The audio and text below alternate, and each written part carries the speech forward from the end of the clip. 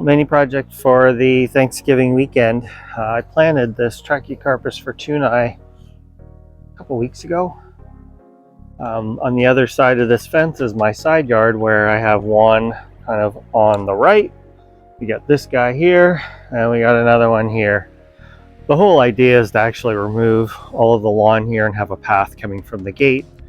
But what I'm going to do today is I'm going to do this area, and the idea is to basically pull off the corner of the pad where the AC unit is and just tie right into the metal edging there at the gate.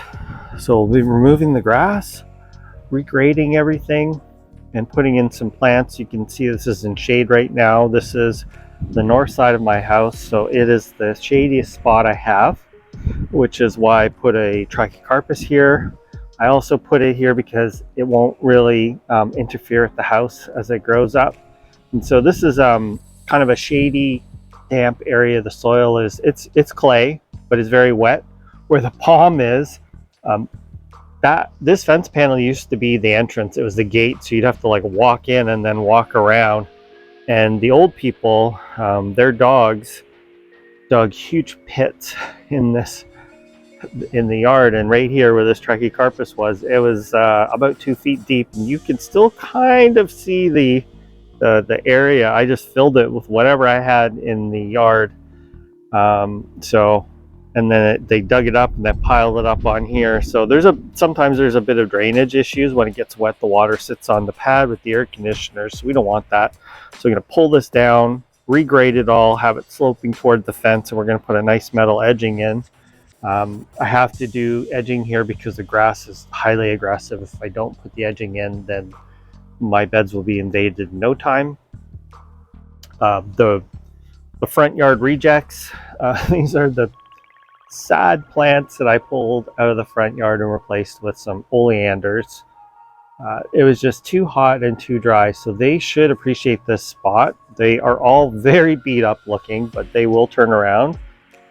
Some holly ferns, that's Cyrtomium. I can't remember the second part of the name. I'll put it up. And then these are Chinese Mahonia, Mahonia fortunei, or maybe it's Berberis fortunei now. So I'm going to put these against the wall. These actually will get much bigger than that one, maybe like 4 or 5 feet, and they will fill out. This one is the saddest looking of the bunch. There are some totally dead stalks, so I'm going to clean them up, but you can see, since I've got it out of that front yard and been watering it, it's already starting to pump out some new growth. Mahonias like winter, so we're going to just clean these up a little bit. This one's better, but it does have a lot of burn on the leaves, so we're going to put all these in. It's not going to be the prettiest looking garden right now, but hopefully by spring things will be looking really good. All right, so the small little project's done.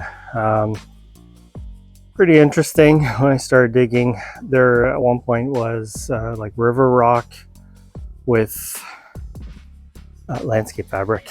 So it was a lot more digging than I thought. And then I also found old fence posts, building materials, rebar, a whole host of things, and I had to kind of redo the design a little bit just because there was also irrigation pipes. So, but I think I get everything in. Most of the stuff stays pretty small. I'm one plant short, that's okay. So I left about 3 feet of clearance for the AC unit, little Trachycarpus there. The sad looking Mahonia fortunei are in, and then I only did 2 of these holly ferns. Wasn't room for a third. There's an irrigation pipe running right along there, and that's my water for my outdoor sink. Eventually you won't be able to see that, and then I'll probably just bring in maybe some shade annuals or something in this area, but that's good enough for now. Not too bad for a couple of hours of work.